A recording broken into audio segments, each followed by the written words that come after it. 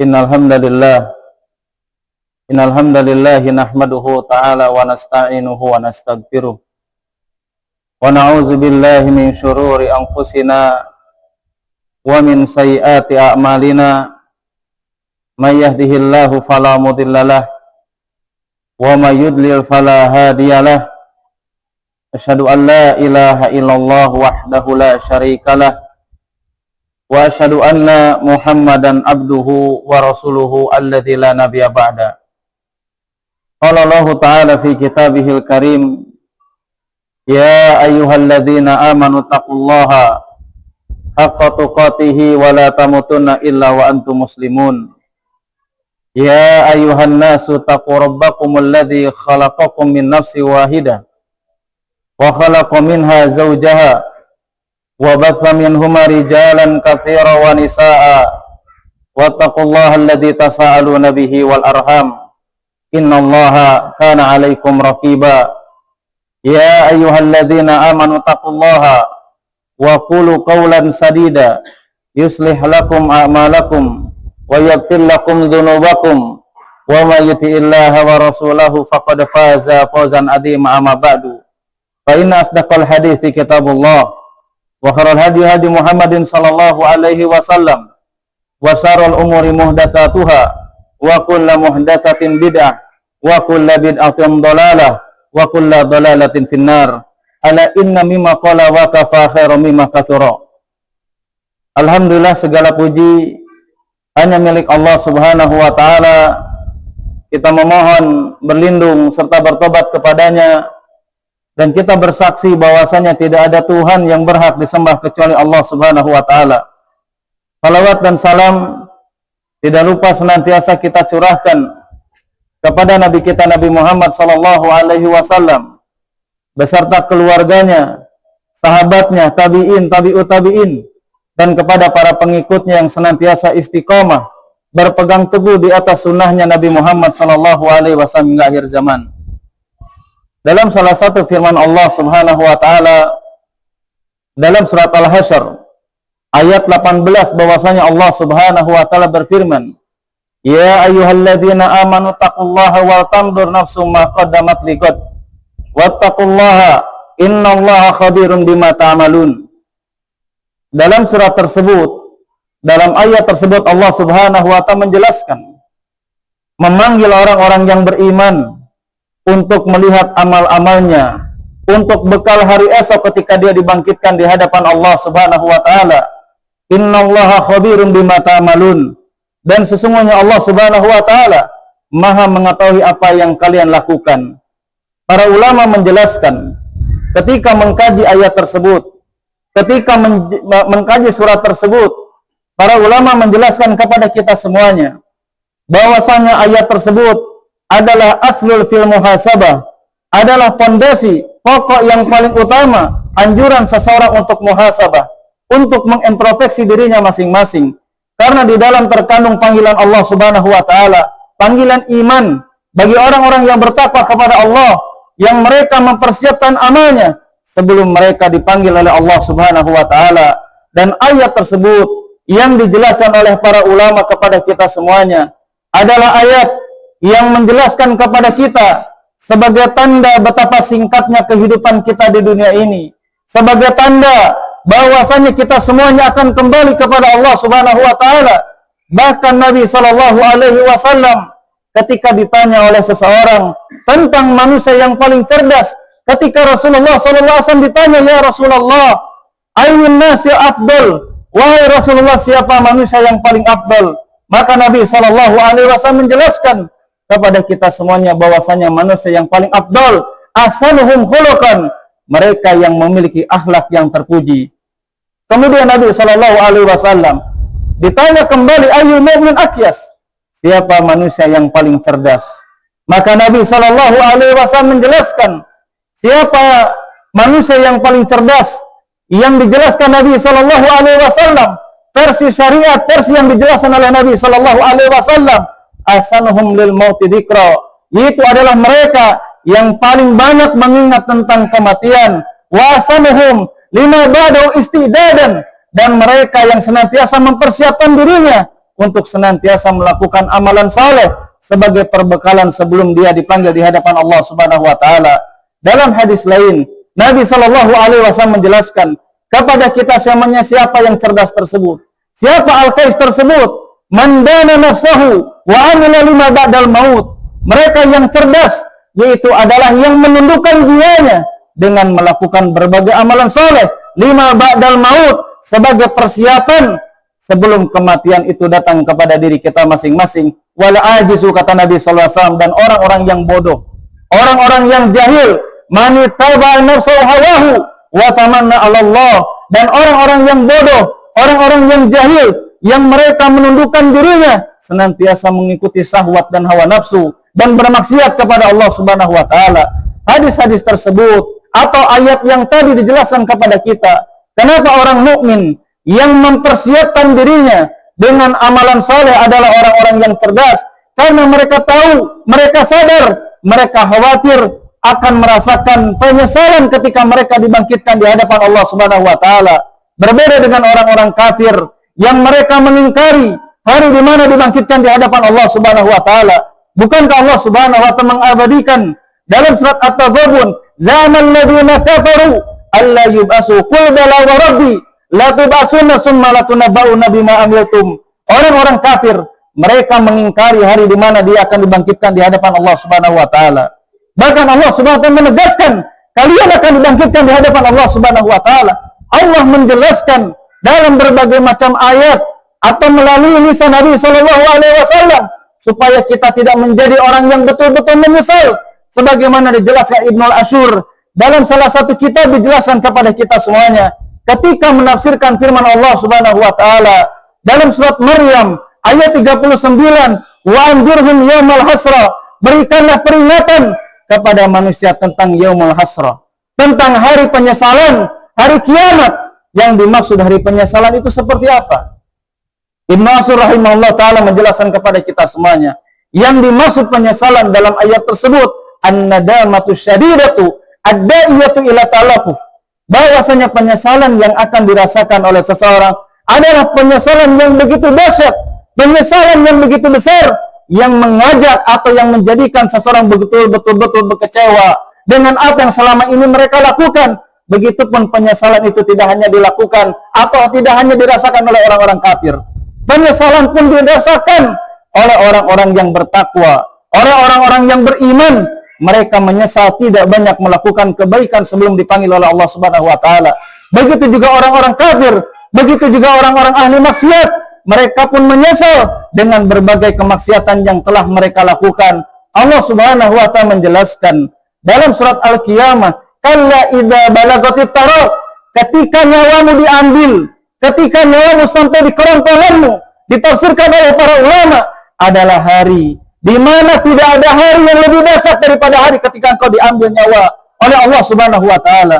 Bahkan Ibnu Jauzi rahimahullah taala menjelaskan, ketika roh ini diambil dari diri seseorang, ketika nyawa seseorang dicabut oleh Allah Subhanahu wa taala, maka di dalamnya ada penyesalan, baik dirasakan oleh orang yang bertakwa ataupun dirasakan oleh orang-orang kafir dan ahli maksiat. Bahkan Ibnu Jauzi melanjutkan kembali, penyesalan yang akan dirasakan oleh seseorang ketika nyawanya diambil oleh Allah Subhanahu wa taala, ketika ruhnya dicabut dari jiwanya. Orang-orang yang bermaksiat, yang mereka senantiasa melakukan kemaksiatannya, mereka akan betul-betul merasakan penyesalan yang berlipat ganda melebihi daripada kenikmatan yang selama ini dia rasakan. Mereka akan merasakan penyesalan yang berlipat-lipat melebihi dari kemewahan yang dia miliki. Bahkan kalau kita sadar, kalau seandainya penyesalan yang sedikit ini bisa menghilangkan kenikmatan, bisa menghilangkan kemewahan yang selama ini kita rasakan, bagaimana bagi orang yang senantiasa diberikan waktu, diberikan umur, diberikan kesempatan, justru mereka tidak menggunakannya untuk mendekatkan diri kepada Allah. Mereka sibuk dengan perayaan tahun baru, mereka sibuk bagaimana mempersiapkan mercanya, tapi mereka tidak pernah mempersiapkan dirinya. Padahal waktu ini telah singkat. Allah Subhanahu wa taala menjelaskan, iqtaraba lin-nasi hisabuhum wa hum fi ghaflatin muridun. Hari penghisaban telah dekat kepada kalian, tapi kalian lalai, kalian ingat dengan perayaan-perayaan yang Allah Subhanahu wa taala memerintahkannya. Kalian lebih sibuk dengan hal-hal yang menjadikan engkau terlantar daripada salat subuh berjamaah. Engkau lebih sibuk dengan sesuatu hal yang di dalamnya mengandung sesuatu kemaksiatan dan menjauhkan diri seseorang dari ketaatan kepada Allah Subhanahu wa taala. Orang-orang mukmin, kenapa disebutkan orang-orang yang cerdas? Mereka tahu karena mereka khawatir merasakan penyesalan ketika mereka dibangkitkan di hadapan Allah Subhanahu wa taala. Bukankah ada orang-orang yang ketika mereka dibangkitkan di hadapan Allah Subhanahu wa taala dengan berbagai macam penyesalan yang mereka rasakan? Ada di antara mereka yang menyesal karena berteman dengan orang-orang yang tidak baik. Mereka menyesal ketika berteman dengan orang-orang yang senantiasa melakukan kemaksiatan kepada Allah. Itu pun mereka betul-betul merasakan penyesalan yang begitu syahsat.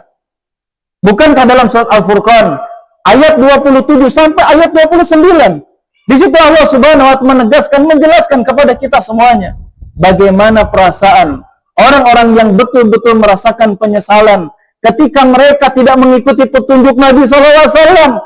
Justru mereka mengikuti, bahkan berteman dengan orang-orang yang senantiasa mengajak kepada kemaksiatan. Wa yauma yu'addu dzalimu 'ala yadayhi, bahwasanya pada hari kiamat kelak mereka akan menggigit jari jemari mereka. Kemudian mereka mengatakan, ya laitani attahid ma'a rasuli sabila. Kalau seandainya kami mengikuti petunjuk Nabi SAW, kalau seandainya kami mengikuti apa yang dijelaskan dalam Al-Quran dan sunnah Nabi SAW, ya laitani, wahai Rabbu, bahwasanya kalau seandainya lam attahid fulanan khalila, kalau seandainya aku tidak menjadikan orang tersebut menjadi sahabatku, menjadi temanku, laqad adallani an dzikri ba'da idja'ani, karena mereka senantiasa memalingkan aku dari berzikir kepada Allah, memalingkan aku dari beribadah kepada Allah, memalingkan dari mendekatkan diri kepada Allah Subhanahu wa taala, bahkan senantiasa mengajak menyibukkan dirinya untuk bermaksiat kepada Allah Subhanahu wa taala. Tahun baru bukan tahun di antaranya orang-orang berhura-hura di dalamnya, tetapi tahun di mana kita muhasabah diri. Orang-orang yang berakal yang dijelaskan Ibnu Hibban dalam kitab Rawdatul Aqla, orang-orang yang berakal itu seperti apa? Yaitu orang-orang yang mereka sadar dengan kekurangannya, orang-orang yang sadar dengan keburukan yang ada dalam dirinya, karena mereka khawatir penyesalan itu datang ketika kematian datang kepada dirinya dan dia dibangkitkan di hadapan Allah Subhanahu wa taala. Umar bin Khattab radhiyallahu taala anhu dalam sebuah hadis yang diriwayatkan dari Ibnu Abi Dunya dari Hisam bin Hasan radhiyallahu taala anhu rahimallahu taala rahmatan wasi'ah. Umar bin Khattab radhiyallahu taala anhu ketika itu berjalan di sebuah pegunungan yang penuh dengan padang pasir atau yang penuh dengan pasir. Tiba-tiba Umar bin Khattab menangis. Ketika itu ditanya oleh sahabat yang lainnya, wahai Amirul Mukminin, kenapa engkau menangis? Beliau menjelaskan bahwasanya kalau seandainya orang-orang yang dimasukkan ke dalam nerakanya Allah Subhanahu wa taala memiliki jangka waktu sebagaimana waktu habisnya pasir yang ada di gunung tersebut, maka mereka ada peluang untuk keluar dari nerakanya Allah Subhanahu wa taala. Tapi mereka kekal di dalamnya. Inilah yang menjadikan Umar bin Khattab meneteskan air mata, karena beliau khawatir penyesalan itu datang kepada dirinya, sementara amalannya yang dilakukan tidak banyak yang dilakukan dari apa yang diperintahkan Nabi SAW. Bukankah Hasan Al-Basri, bukankah ulama-ulama yang lainnya, bahkan diantaranya sahabat Nabi SAW Ibnu Umar radhiyallahu taala anhu, ketika membaca salah satu firman Allah Subhanahu wa taala dalam surat Al-Mutaffifin, yauma yaqumun nasu lirabbil alamin, beliau nangis dan tersungkur, tidak mampu melanjutkan membaca ayat-ayat yang lainnya. Kenapa? Karena mereka ingat mereka semuanya akan dibangkitkan di hadapan Allah Subhanahu wa taala. Mereka khawatir merasakan penyesalan hanya sedikit amalan kebaikan yang mereka lakukan. Mereka khawatir dengan dosa-dosa dan kemaksiatan yang mereka lakukan, sehingga hanya membaca satu ayat tersebut beliau langsung tersungkur dan meneteskan air matanya. Bagaimana dengan Sufyan Ats-Tsauri rahimahullah taala ketika membaca iyyaka na'budu wa iyyaka nasta'in, beliau sama nangis, tidak mampu melanjutkan membaca surat Al-Fatihah. Kenapa? Karena beliau ingat betapa sedikit amalan kebaikan yang telah dilakukannya, betapa banyak kemaksiatan yang dia lakukan, dan mereka khawatir merasakan penyesalan ketika mereka dibangkitkan di hadapan Allah Subhanahu wa taala. Aqulu qouli hadza wa astaghfiru wa lakum wa lisa'iril muslimin innahu was-sami'ul alim. Alhamdulillah ala ihsanihi wa syukrul ala taufiqi wa imtinani. Asyhadu an la ilaha illallah ta'diman li syanihi wa asyhadu anna Muhammadan abduhu wa rasuluhu da'iyan ila ridwanihi. Allahumma shalli ala Muhammad wa ala alihi wa sahbihi wa man tabi'ahum bi ihsanin ila yaumiddin. Itulah di antara ayat-ayat atau hadis-hadis Nabi sallallahu alaihi wasallam yang menjelaskan kepada kita semuanya kenapa orang-orang yang senantiasa mempersiapkan dirinya dengan amalan saleh, yang senantiasa mempersiapkan dirinya sebelum datang kematian kepada dirinya dengan melakukan berbagai ketaatan kepada Allah Subhanahu wa taala, karena mereka khawatir akan ada penyesalan, yang penyesalan tersebut berujung dengan kesedihan yang begitu mendalam. Bahkan dijelaskan oleh para ulama bahwasanya penyesalan yang paling menyakitkan adalah penyesalan yang ketika itu tidak pernah bermanfaat, penyesalan yang kita rasakan. Allah Subhanahu wa taala menjelaskan dalam berbagai banyak ayat. Begitu juga bagaimana orang-orang kafir, bagaimana orang-orang zalim yang dijelaskan dalam surat Asy-Syura ayat 44. Wa tarad zalimina idra'ul adab yaquluna hal ila maradi min sabil.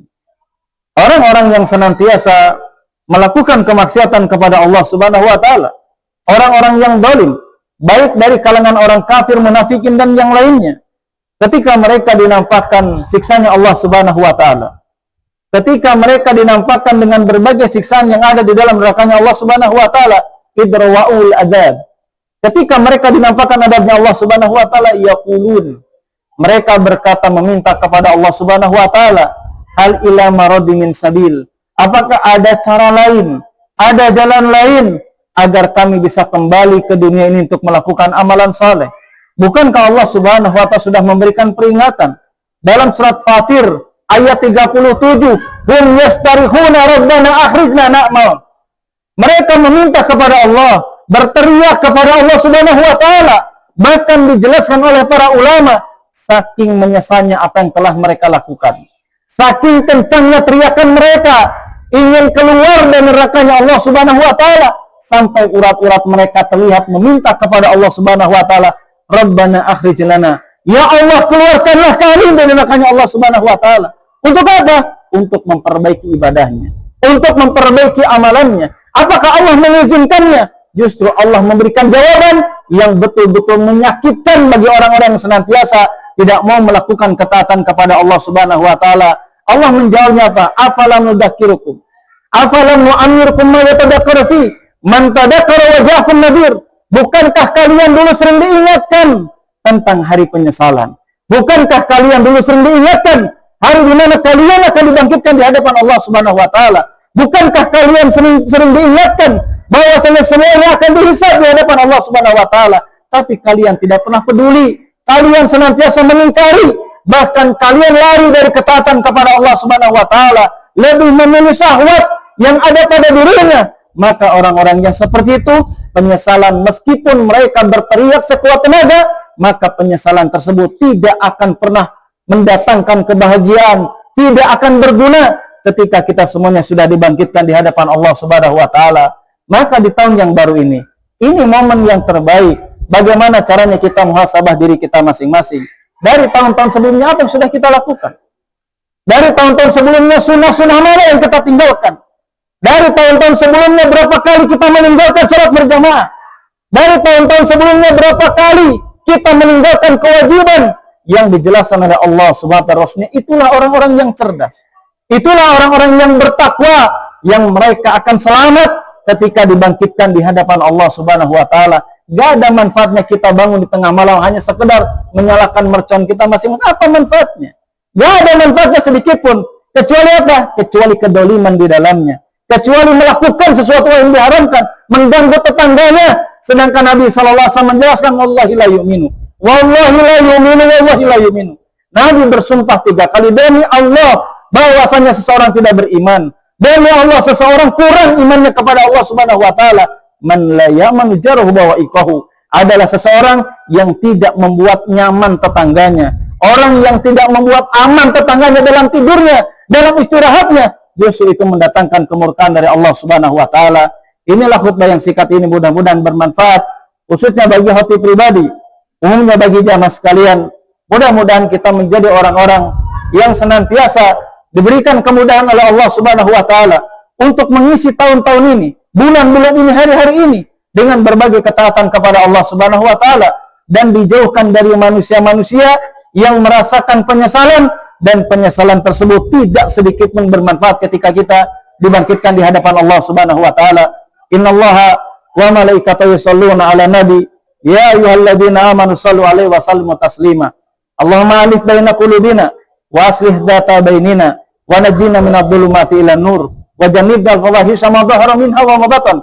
Allahumma ij'alna mubarakan fi asma'ina wa qulubina wa dzurriyyatina wa azwajina wa tub 'alaina innaka antat tawwabur rahim. Allahumma ij'alna syakirina li ni'amika ya rabbal alamin. Allahumma ansuril muslimina wal mujahidina wal mustadafina fi Gaza wa fi kulli makan ya rabbal alamin.